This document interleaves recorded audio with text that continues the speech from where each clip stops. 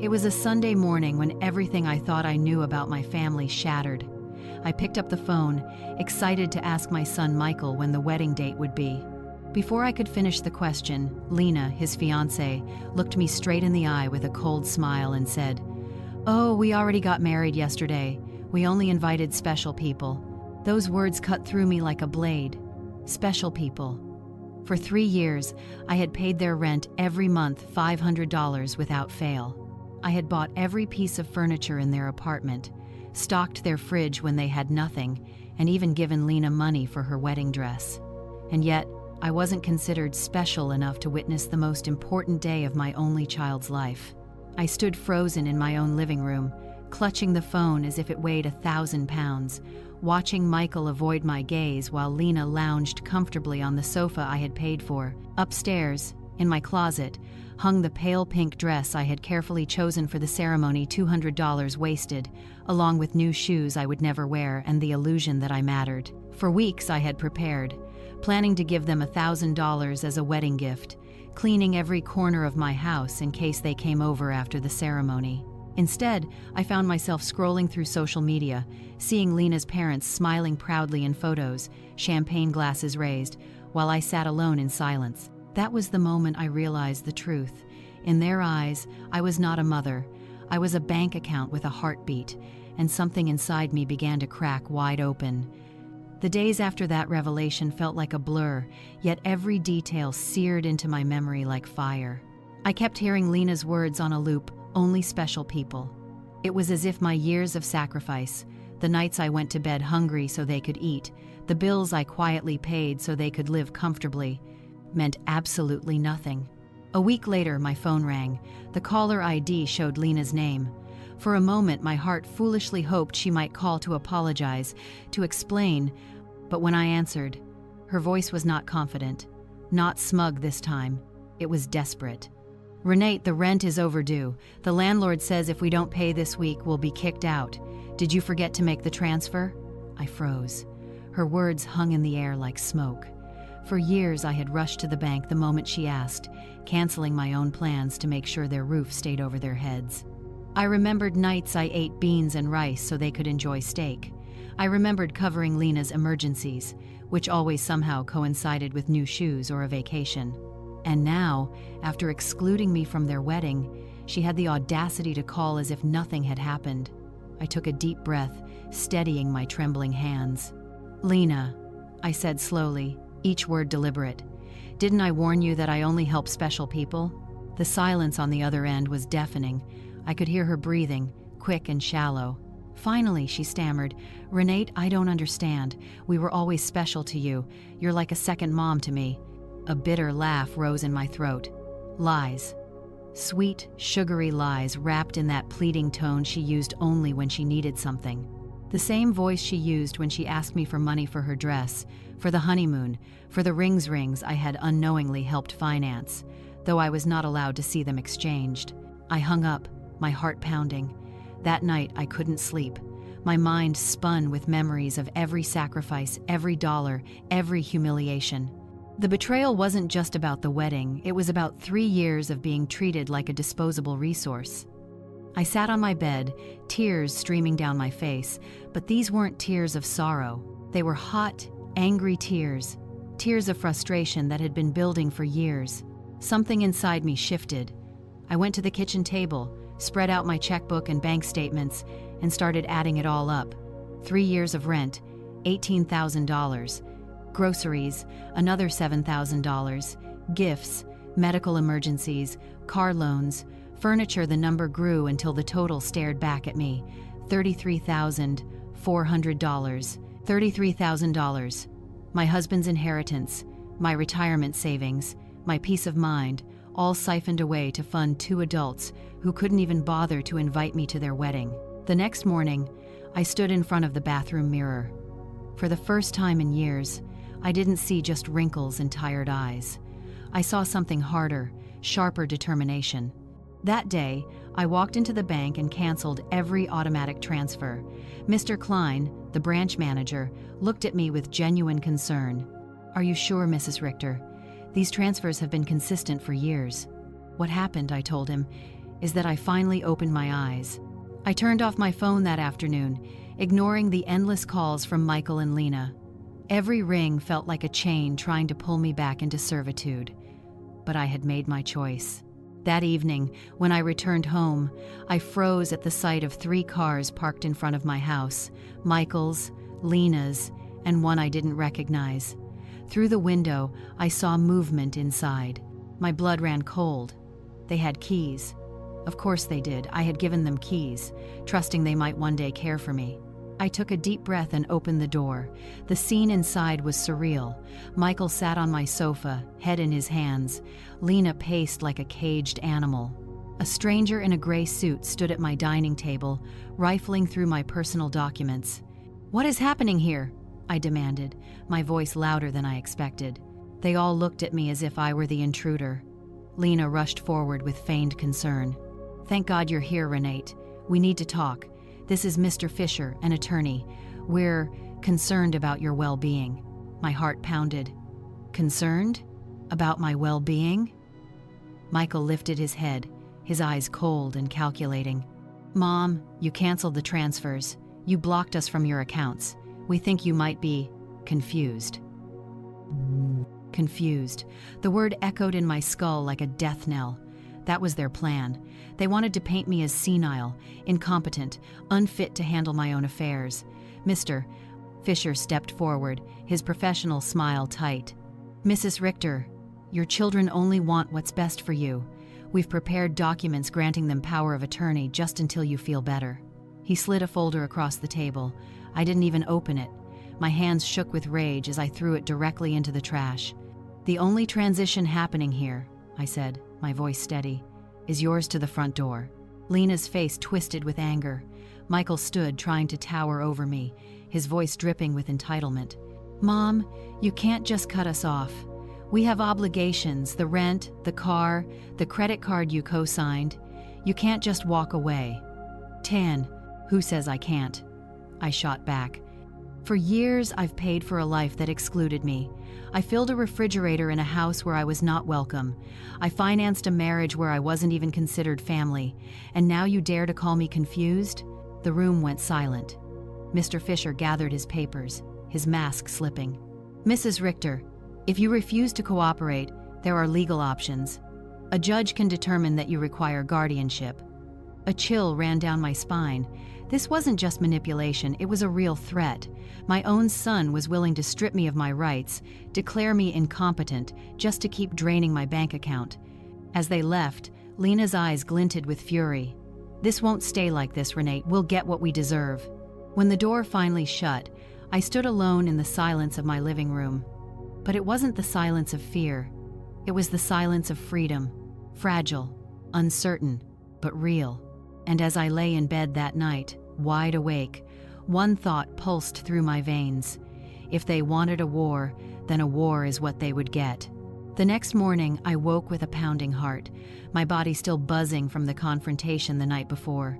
Sleep had been impossible. Every time I closed my eyes, I saw Michael's cold stare, Lena's manipulative tears, and that lawyer's smirk as he slid those papers across my table. Power of attorney, guardianship. The words circled my mind like vultures. But when I stood in front of the bathroom mirror, something inside me hardened.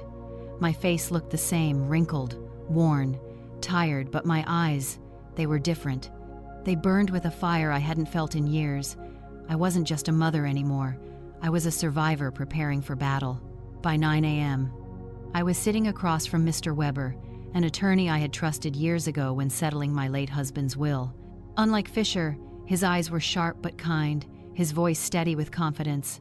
I told him everything: the secret wedding, the exclusion, the endless transfers, the ambush at my home. When I finished, he leaned back in his chair, steepling his fingers. "Mrs. Richter, what you've described is not only manipulative, it's illegal. It's elder financial abuse. And it's more common than you think." The word abuse made my skin crawl, but it also rang true. Abuse wasn't always bruises or raised fists. Sometimes it was smiling faces demanding money, guilt wrapped in sweet words, love that came with a price tag. "We're going to fight this." Mr. Weber continued. But we need to move fast. Document everything, every transfer, every gift, every time they pressured you. If they're threatening guardianship, they're going to try to build a case that you're unstable. We need proof of the opposite. I nodded, my hands trembling slightly as I slid folders of bank statements across his desk. He flipped through them, whistling softly at the totals. $33,400, he muttered. Mrs. Richter, with this money, you could have traveled the world. Instead, you funded their lifestyle. That ends today. For the first time in years, I felt the ground beneath me solidify. I wasn't crazy. I wasn't paranoid. I had been abused, and I wasn't alone anymore. But that night, as I prepared dinner, headlights flickered through my living room window. 3 cars pulled up again, Michael's, Lena's, and 2 others I didn't recognize. My stomach dropped. They weren't giving up. Through the newly installed cameras, I watched them gather on my porch, gesturing wildly. Fear wrapped around me like a vice. Should I call the police or face them again? Before I could decide, my phone buzzed. Mr. Weber's name appeared on the screen. Mrs. Richter, I anticipated this. Stay inside. I'm on my way and I've already called the police. Minutes later, flashing red and blue lights washed over my street. Officers stepped between me and my so-called family. Michael shouted from the sidewalk, his voice sharp with rage. Mom, this is ridiculous. We're your family. You can't call the police on your own son. I stepped outside, my knees shaking but my voice firm. Family doesn't break into my house. Family doesn't threaten me with lawyers. Family doesn't treat me like an ATM. If that's what you call family, then I want no part of it. Lena's face twisted, her voice shrill. You'll regret this, Renate. You owe us. You signed the credit cards, the car loan. You can't just abandon us. Mr. Weber cut her off with calm authority.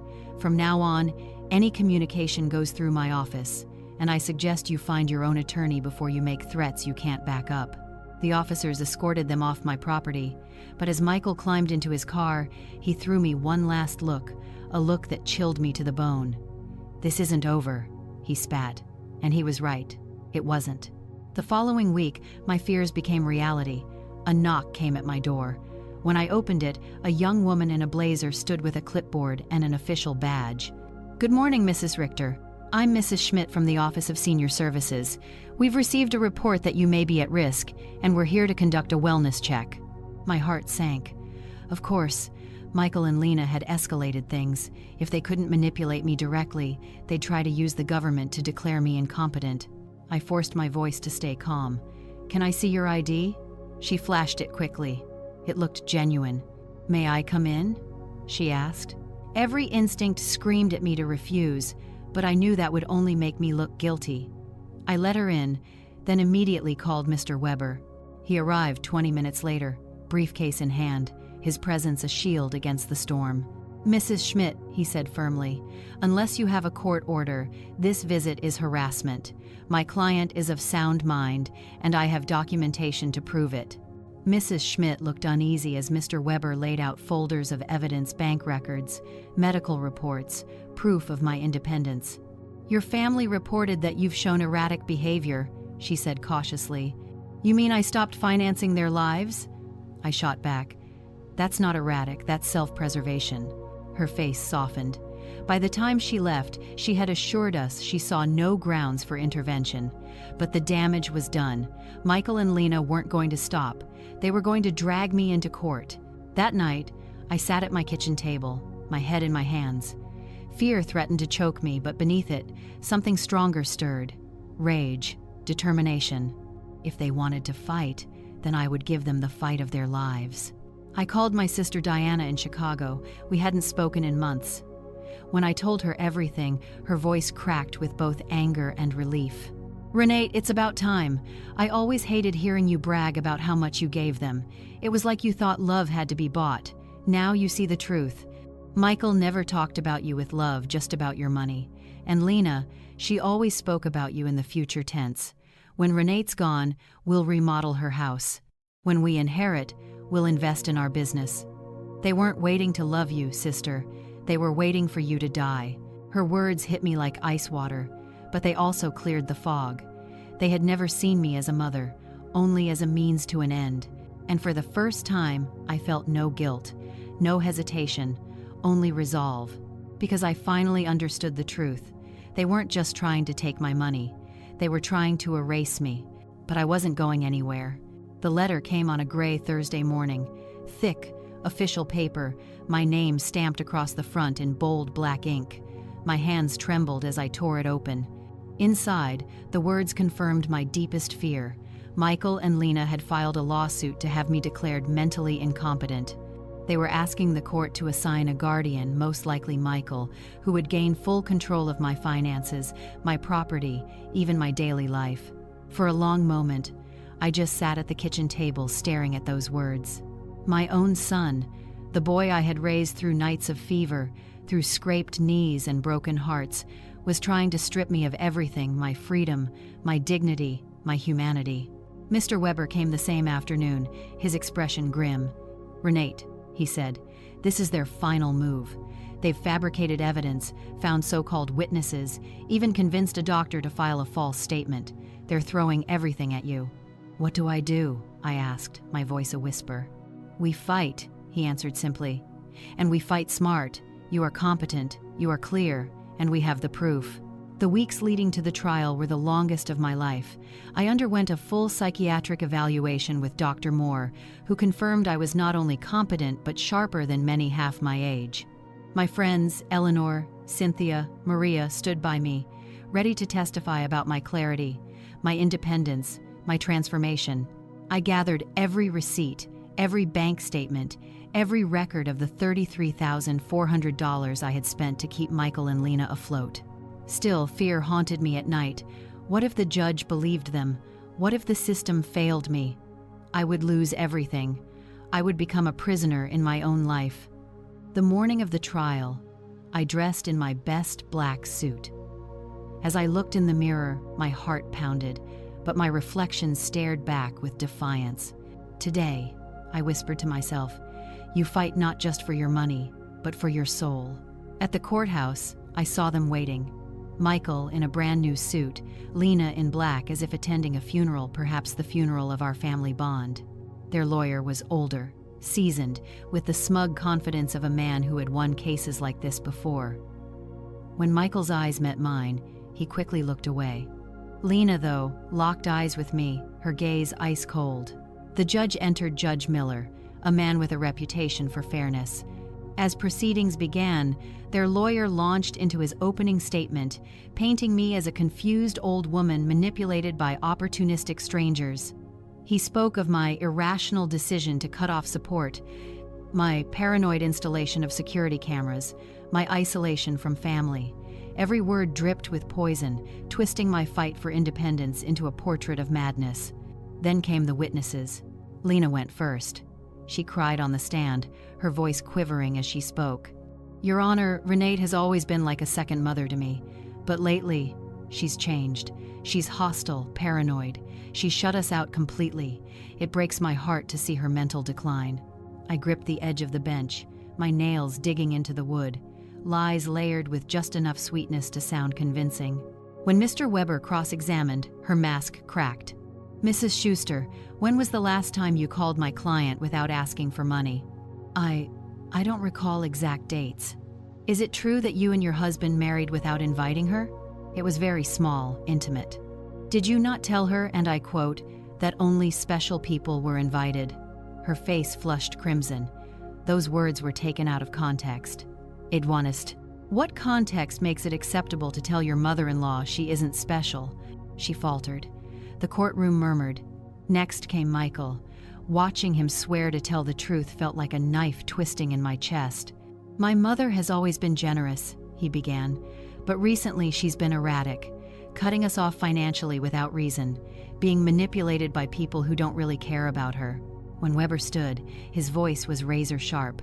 "Mr. Richter, how much money have you received from your mother in the past 3 years?" I don't know exactly.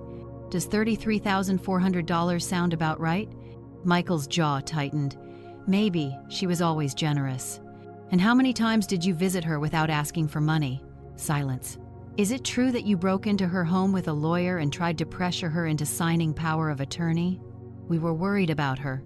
At 35 years old, do you still need your 71-year-old mother to pay your rent? Michael's face hardened, but he had no answer. Their so-called witnesses followed. Mr. Davis, my bitter neighbor, called me paranoid for installing cameras. Mr. Green, my pharmacist, admitted under questioning that he had been misled by Lena into signing a statement. Dr. Lehman, their hired doctor, claimed my refusal to undergo his evaluation proved decline until Weber presented Dr. Moore's full psychiatric assessment, showing my cognition was excellent. Then it was my turn. Walking to the stand, my knees trembled, but I held my head high. I spoke slowly, clearly, about the money I had given, the humiliation of being excluded from the wedding, the ambush in my own home, the endless manipulation. I told the court about the moment I realized I wasn't a mother in their eyes, just a bank account. Do you regret cutting them off? Weber asked. I only regret not doing it sooner, I said, my voice steady. Their lawyer tried to rattle me, pressing with rapid questions, insinuating I was confused. But each time, I answered calmly, precisely. I refused to let him twist my truth. Finally, Weber rose for his closing argument. His words cut through the courtroom like a blade. Your Honor, what we have seen is not an incompetent woman. What we have seen is a woman who finally found the strength to end years of financial and emotional abuse. The plaintiffs presented no real medical evidence. They presented frustration because their source of income chose to live free. The courtroom fell silent as Judge Miller left to deliberate. 2 hours felt like 2 years. My heart thundered with every tick of the clock. When he returned, his face gave nothing away. He sat, shuffled his papers, and then spoke. After reviewing the evidence, it is clear to this court that Mrs. Renate Richter is in full possession of her mental faculties. Professional evaluations confirm her competence. Her financial decisions, though painful to her family, are entirely rational and within her rights. The request for guardianship is denied. The words washed over me like a tidal wave. Relief, freedom, justice. Michael's head dropped. Lena's eyes burned with pure hatred. Their lawyer whispered angrily to them as they gathered their things. As they passed me, Michael muttered, "This isn't over, Mom. You'll end up alone, and when you do, you'll regret everything." I looked him straight in the eye. "Michael, I've been alone for years. The difference now is that it's by choice, not by your neglect." When the gavel fell, it wasn't just the case that ended. It was the illusion of family I had clung to for so long. That night, my home was filled with laughter. Eleanor, Cynthia, Maria, and Alfreda came over with champagne. We toasted not just the victory, but freedom, the freedom to live without fear, without manipulation. Alfreda clasped my hands and said, "Renate, today you didn't just win in court, you won back your life." And she was right. When the trial ended, and Judge Miller's words echoed in my mind, I knew something inside me had shifted forever. I was no longer the trembling woman who begged for scraps of affection from her own son. I was free. Free not only from their financial chains, but from the illusion that love had to be bought. The next few weeks felt strange, almost unreal. Each morning, I woke expecting the phone to buzz with Michael or Lena demanding money, their voices dripping with entitlement. But the silence was absolute. It was the kind of silence that once would have frightened me. Now, it was the most beautiful music I had ever heard. I began to reclaim my days. I went back to the beauty salon after years of canceling appointments. My stylist, Cynthia, gasped when she saw me. "Mrs. Richter, you look different. Not just your hair. You look lighter." And she was right. The weight of $33,000 in guilt, shame, and manipulation had finally been lifted off my shoulders. I started doing things just for myself. I bought new clothes, not practical, not cheap, but clothes that made me feel alive. I treated myself to dinners at restaurants I had long passed by, telling myself I couldn't afford them because Michael and Lena needed me more. I even signed up for an art class at the community center, something I had once loved before my life revolved around their endless emergencies. For the first time in years, I picked up a paintbrush. As the colors spread across the canvas, I felt something stir deep inside me, a piece of myself I thought was lost forever. But my transformation wasn't just about small pleasures. It was about security. I changed the locks, installed a full camera system, and moved my money to a new bank account. No more automatic transfers, no more access for anyone but me. For the first time, my money was truly mine. Michael and Lena tried, of course. I saw their car circling my street, parking for long minutes before driving away. Sometimes they sent messages through mutual acquaintances, always laced with half threats, half pleas. But I didn't answer, not once. My lawyer told me to document everything, and I did, but emotionally, I had already closed that chapter. One afternoon, Eleanor, my neighbor who had become my closest ally, invited me to her garden. She introduced me to her friends, women my age, each with their own stories of betrayal, manipulation, or neglect. Over glasses of iced tea, we shared experiences that were both heartbreaking and healing. Maria had cut off a brother who drained her savings. Carmen had disinherited a daughter who only visited with her hand out. Alfreda, the oldest among us, had rewritten her will after discovering her grandchildren spoke of her as their future retirement plan. Their words gave me strength. I wasn't alone. There was a sisterhood of women who had survived the same pain, and together we laughed, cried, and rebuilt. Still, late at night, doubts sometimes crept in. What if Michael truly hated me now? What if Lena poisoned him so deeply against me that he would never see me as his mother again? I mourned that thought. I mourned the little boy I once cradled in my arms, who once told me I was the best mom in the world. That boy was gone, replaced by a man who saw me as nothing more than a bank account. One evening, I drove to the cemetery to visit my husband's grave. I hadn't been there in months, always telling myself Michael or Lena needed me more. I sat on the grass, tracing my fingers over Robert's name.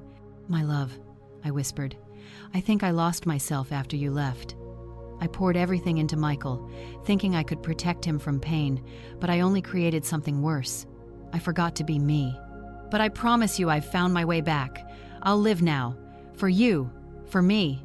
The wind rustled the trees as if he were answering. I stayed there for hours, not in sorrow, but in peace. Weeks turned into months, and with every passing day, my life blossomed in ways I never imagined. I traveled to Europe with a senior group, something I had always dreamed of but never dared. Standing in front of the Eiffel Tower, tasting gelato in Rome, walking the cobblestone streets of Prague, I realized I was finally living for myself, not for a son who treated me like an obligation, not for a daughter-in-law who only saw dollar signs. For me, I also found purpose in giving. I donated a portion of my savings to organizations that protect the elderly from financial abuse. Every check I wrote felt like reclaiming my power, transforming my pain into something that might save someone else from what I endured. Back home, I moved into a smaller apartment closer to the city. It was bright, lively, surrounded by people and energy. I filled it with my paintings, fresh flowers, and light. Gone were the shadows of guilt and manipulation. Sometimes, I heard whispers about Michael and Lena, that they had been forced to move into a cheaper apartment, that Lena finally found a job, that Michael was angry, bitter, blaming everyone but himself. I didn't rejoice in their struggles, but I also didn't feel guilty. For the first time, their lives were truly their responsibility. One night, Eleanor invited me to dinner with her daughter. Watching them laugh together, genuinely listening, caring, I felt both joy and ache. That was what I had always wanted with Michael. But as Alfreda once told me, true love can't be bought. If you had to pay for it, it was never real. I went home that evening, poured myself a glass of wine, and sat on my balcony. The city lights twinkled, the air was crisp, and for the first time in decades, the future felt like mine. "I am Renate Richter," I whispered into the night, 72 years old, and I am finally free. The stars above seemed brighter than ever, not because they had changed, but because I was seeing them with clear eyes no longer clouded by manipulation, fear, or guilt. And in that moment, I knew this truth. Love that must be bought is not love at all, and freedom, no matter the cost, is always worth it.